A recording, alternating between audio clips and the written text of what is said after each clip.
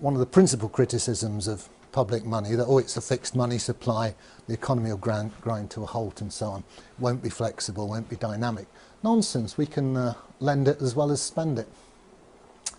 So in that case, we add on these two new money flows. The state lends it to, well, we don't want to lend it to any Tom, Dick or Harry perhaps. We want credit-worthy, what we might call principal borrowers. Typically a bank, and the banks could perhaps participate in reverse auction. The state could say, well, here's 100 billion new money, we're going to lend it to the best bids. Okay, you guys submit your IOUs and we'll choose the best one. So it's a nice free market way of doing it. It has a side effect that wholesale interest rates are set by the market and so on. So don't get fazed by people saying that our money supply is fixed and inflexible. There's other ways of doing it. Obviously the state can lend zero interest to public infrastructure projects as well.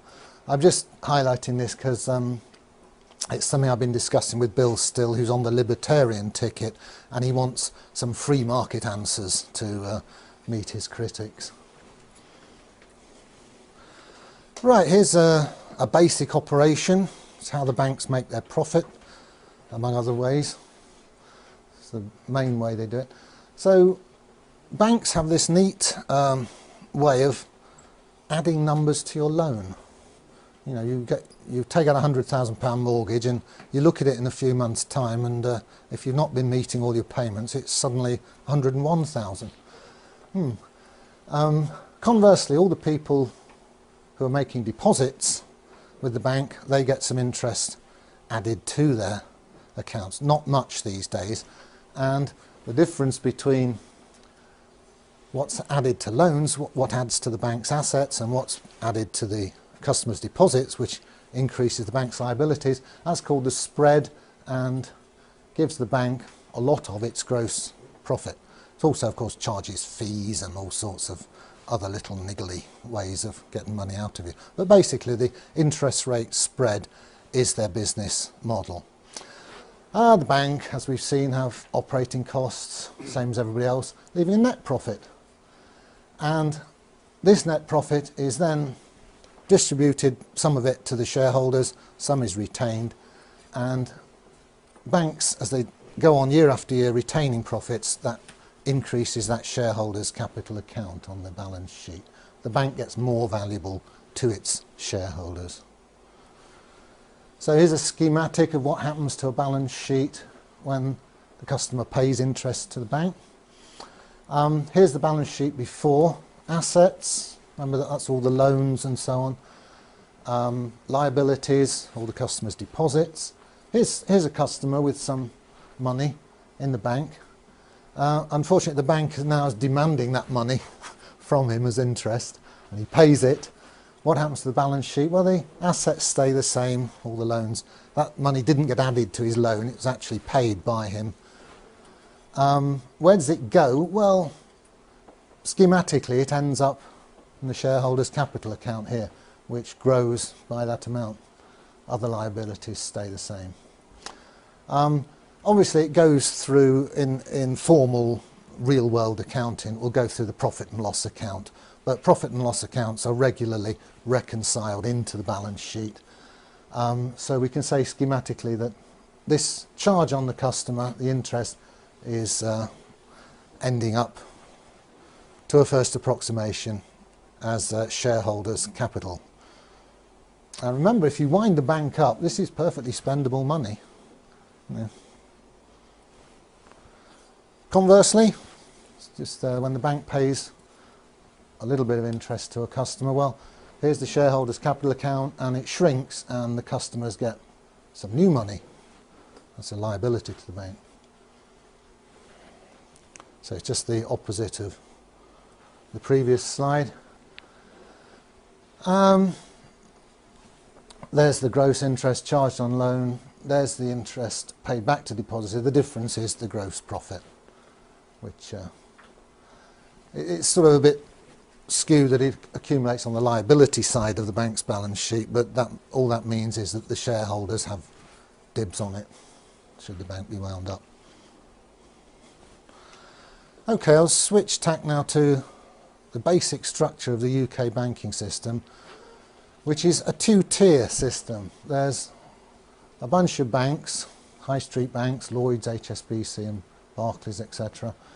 And the customers interface with those commercial banks. We deposit our money there and we take loans from them. Each of those banks has its own reserve account at the Bank of England, the central bank. As we'll see, the numbers here that the banks have on their asset sides have different qualities to the numbers here, the ones we get to use, or renter currency. We can't get our hands on the stuff there, unfortunately, although we own it, the bank. So here's a schematic of the two-tier money system. Here's us out here in the economy using what are called broad money numbers. Those ones that have been lent into existence, they're just called broad money. There's a lot more of them than what's called the base money, which circulates between the banks. Goes from one reserve account to another within the computers at the Bank of England. So, interesting points. The causality goes that way. We do all our business, run our economy, and then at the end of each day, behind the scenes, the banks do interbank settlement using these base money numbers.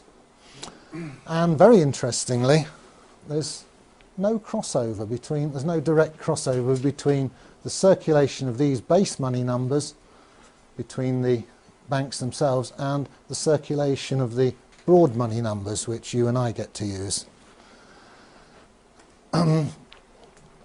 That curtain puts a barrier between them.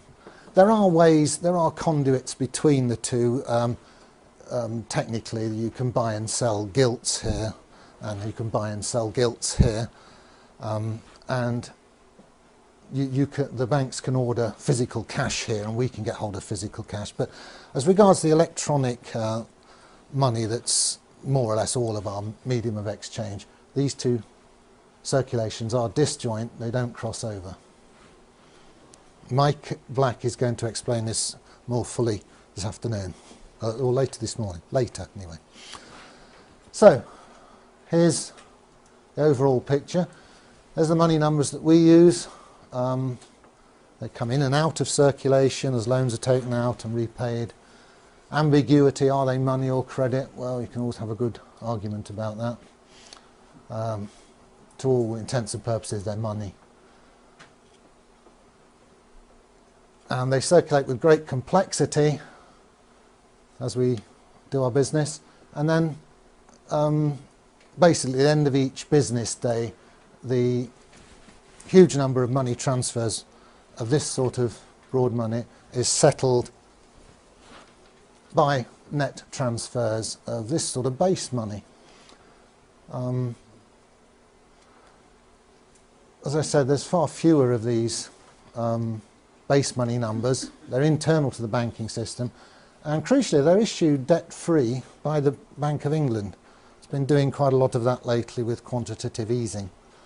The more money numbers you have in this part of the system, the more easily the banks can settle their differences at the end of each day, because they don't always actually transfer the numbers to each other. Sometimes they have to lend them to each other, and of course then you've got to trust that the bank you're lending to is going to pay you back, and if they look a bit shaky, you're a bit more reluctant to lend to them. So it's quite complicated what goes on here, the inner workings of the system. I like to think of it like this. Because of the disconnect between the two circulations, we're almost moving to a system where we the people, the users, get to use these funny money numbers, and the guys running the system are settling up between themselves at the end of each business day using these other numbers. And there's getting to be such a disconnect between them, they might as well be using Smarties to settle up, because their game is to make a very good living by making the rest of us use their funny money numbers. And we gradually, since the Second World War, we've moved incrementally into this